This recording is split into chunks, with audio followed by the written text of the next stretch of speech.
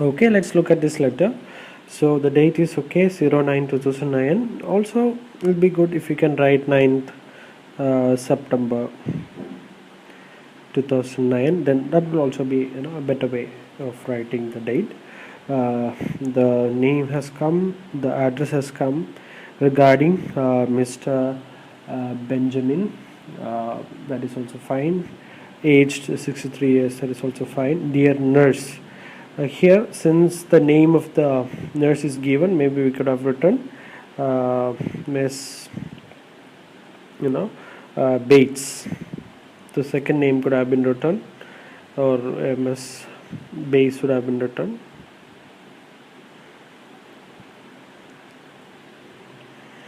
Then going forward, Benjamin is due in. We don't say due in discharge. We say due for discharge. So he should be due for discharge today. Mr. Benjamin is due for discharge today from a hospital.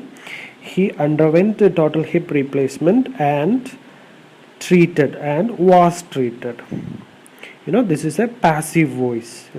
In passive voice, what we can see, or was plus V3 form. Treated.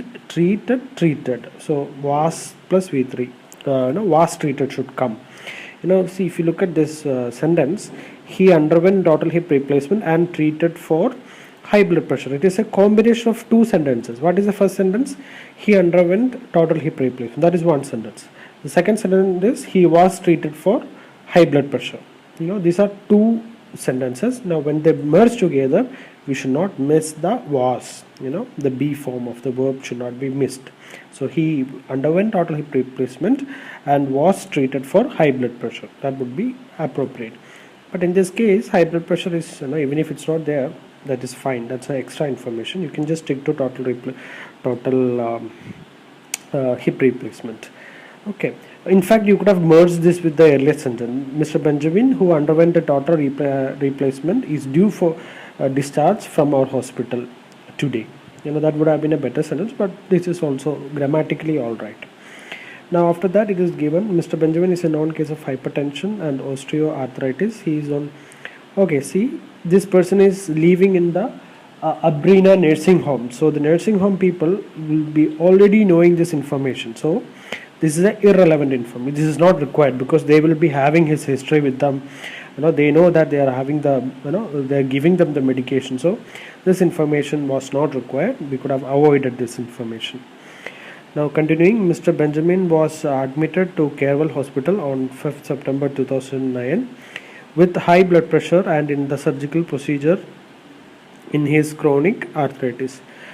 Here, the primary reason of the admit was osteoarthritis, right? That was so maybe we should prioritize the osteoarthritis, the chronic osteoarthritis. So now when you arrange your ideas, we should arrange them logically between the paragraphs. The paragraph should flow from one paragraph to another based on the priority, and also within the paragraph and within the sentence should be logically arranged. Here the priority should be on the osteoarthritis and the total hip replacement surgery that he underwent. Okay, so first let's mention about the chronic osteoarthritis, then maybe we can mention about the high blood pressure. Okay, so correct that sentence. He was done with total hip replacement successfully. Now he was done with is when you refer to a surgery, it is better to say a total hip replacement surgery was performed on him. That would be more. Instead of saying done for surgery, it's better to use the word perform. So use the word perform. Surgery was performed instead of saying surgery was done.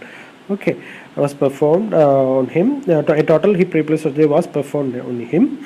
His post-operative period was uneventful, except he had transfused with 3 units of packed RBCs followed by his HP drop. Now his HP. Okay, fine. Now this is an incident, right?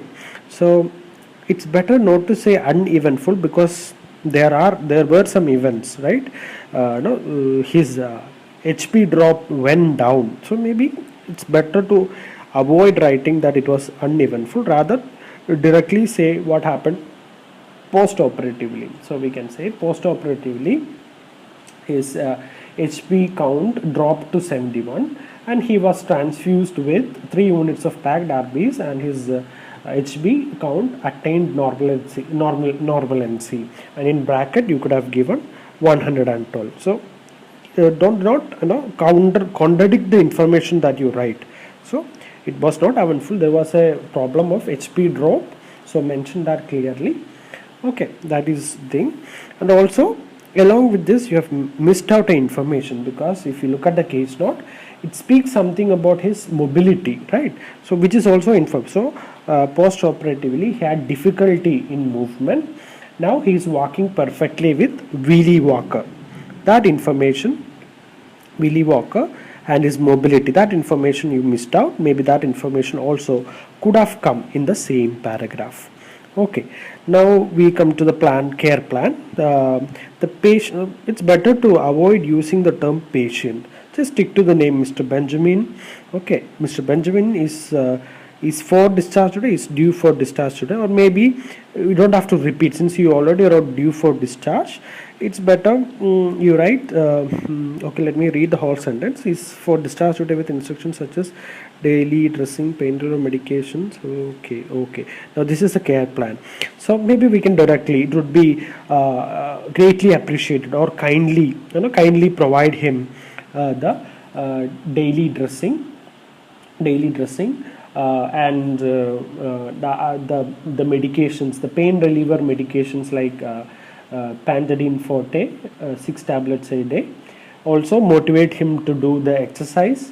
Okay, that such information could have been written as an instruction to the nursing home, not tell the, instead of telling that we have told the patient to do these things, maybe instead we can say that please encourage the patient to take these medicines and give them this medicine, do the daily dressing for the patient. So our idea is to give instructions to the caring nursing home rather than telling that we have already told this information to the patient. So it should be specific to the care home people. So that change could have come in this paragraph. Going further, wheelie walker, hospital will provide the wheelie walker and wedge pillow. He was also equipped with a toilet razor, which okay. These are the discharge plan information, that is fine. But let me look at the grammar. Hospital will provide the wheelie walker and wedge pillow, that's fine. He was also equipped with is equipped with looks odd. When you go for a battle, you equip with certain things. So that usage is, he was also provided. Simply you can say provided. Provided would do. Provided with the toilet razor, which was unfamiliar. This is also fine. Kindly follow up on his FBC and UEC tests also. That is all right. Okay. Now. It would be greatly appreciated if you can follow the case and give care. Please note that Benjamin was okay. This is not required. They already know that he was a patient, since he has been staying there for a long time. They would be already knowing that it is their patient. Okay, and also in this instruction, stretching exercise was missed out. Even though exercise is mentioned, you should specifically write stretching exercise, because that's what the case note says. So the care plan should be clear enough, should be sticking to the case note as much as possible. So stretching was missing, just add that. And this information is not required because the care home people will already know Mr. Benjamin. Please do not hesitate to contact me for further queries. Okay, you are sincerely, fine. Charge nurse, it's not charge nurse, it's in the question it is given as senior nurse. Okay, maybe you can write senior nurse. Then maybe if you want you can give the name of the hospital also. So this is how you approach. So in altogether there was some problems, some information that were missed out, about mobility, about stretching exercise, some errors in the grammar usage. Just be careful of these things.